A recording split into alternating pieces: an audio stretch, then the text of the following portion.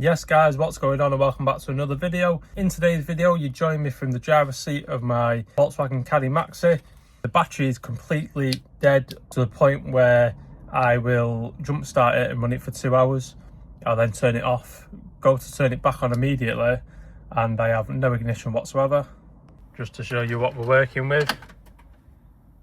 Oh, I do have ignition, but no power at all to start it.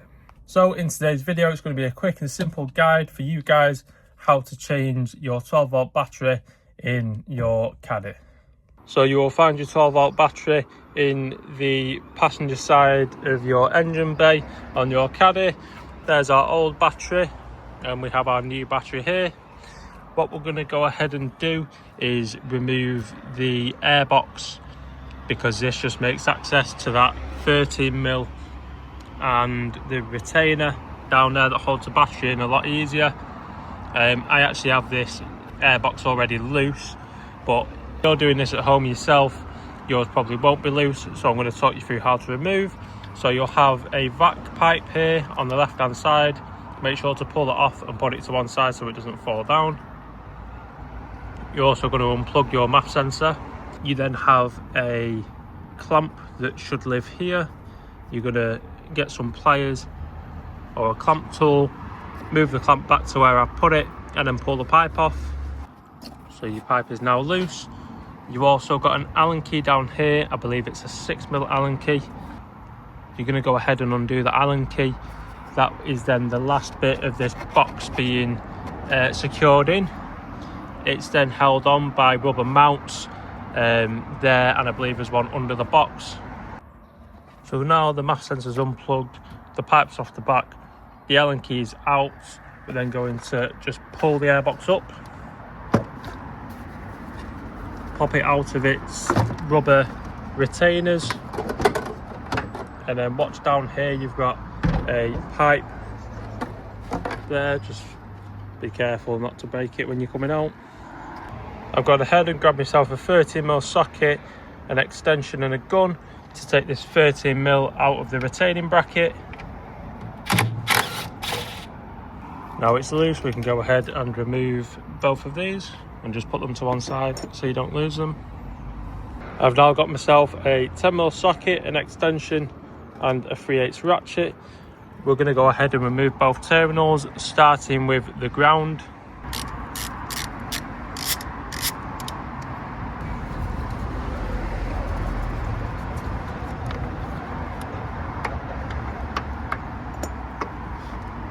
So I'm going to use this 13mm nut to hold my ground so it doesn't then flick back and reconnect itself to the battery.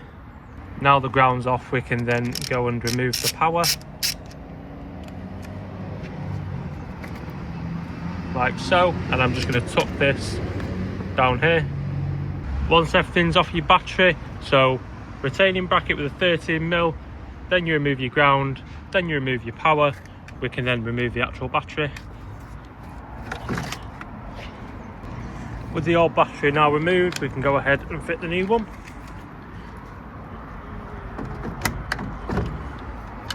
Just a quick one to note before we proceed with the video. When changing your batteries, you want to make sure that your new battery is the same sort of spec as your old battery.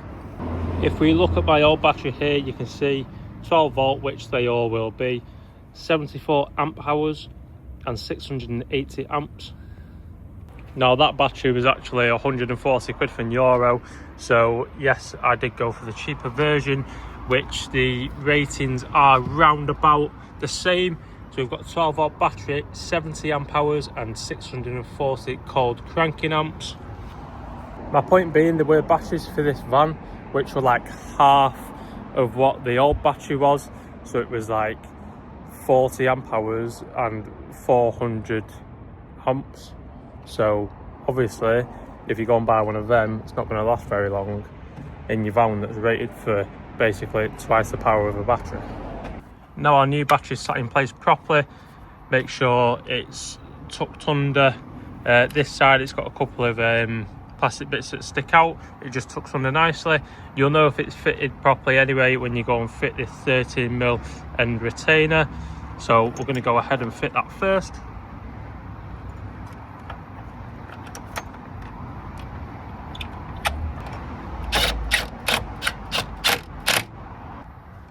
With that retaining bracket now in place, we're just going to make sure the battery is sat correctly, which it is. There's no movement in it whatsoever, so it's going nowhere. I'm then going to remove the power guard and fit our power terminal. And I got my ratchet back with the extension, the 10mm, and we're going to go ahead and tighten the positive terminal. When tightening your terminals up on the battery, do not go too tight. The last thing you want to do is snap one of these, because they're not just normal nuts and bolts. It's a special bolt which catches itself on the back of the clamp, and yeah, you'll be in a bit of a headache. You just want to tighten it so there's no play in them whatsoever, so they're not going to come off while you're driving or whatever. Now that's on, we can go ahead and fit the negative. There is probably a protector on your negative terminal, so make sure you remove that first. Otherwise, you'll fit it, think, well, I've got no power, and it's because it's not connected. I'm going to get a bit sparky here.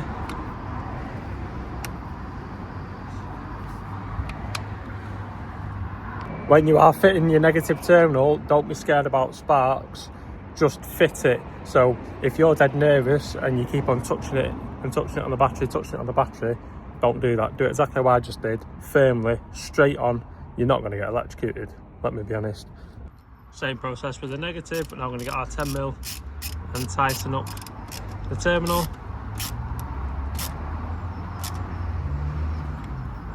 And we're then going to check that it's not loose, which it's not, it's nice and secure. We're then going to go ahead and refit the airbox.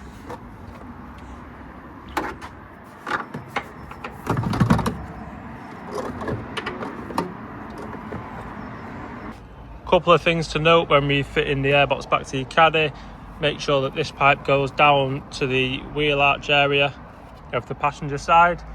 You're going to make sure that this air intake goes underneath this coolant pipe.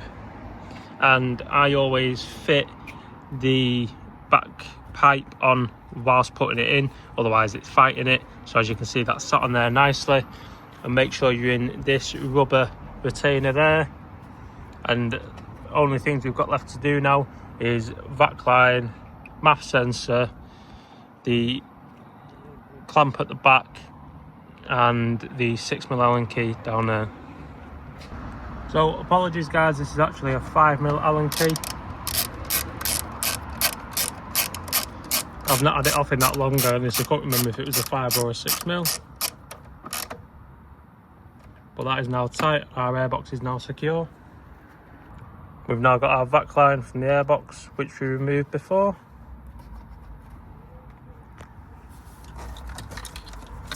We've got our MAF sensor. Again, yours won't look like this. This had a wiring fault when I first bought it. It actually had no power, so as a temporary fix, I just put this straight to power. I do need to fix it properly, but for now I will just connect that back to the power terminal, and the clamp is back on.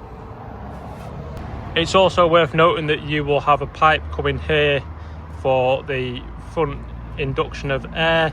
Obviously this van's been stripped, it's had engine out and all sorts, so that isn't on the van currently, but that's not hard to remove at all. It should just pull off from here when removing and refitting.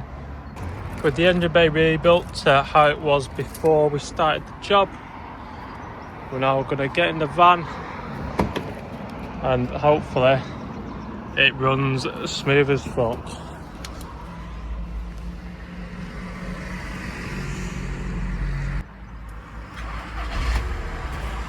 Beautiful, first time, problem fixed. I hope you guys enjoyed this video, and more importantly, I hope this video helps you at home to do this job yourself. This does bring us to the end of the video. However, if you've got any questions about what I've just done or what you've just seen, please drop them in the comments section and I'll be more than happy to get back to you and help you guys out as much as I can. Other than that, thanks for watching the video and I'll see you in the next one.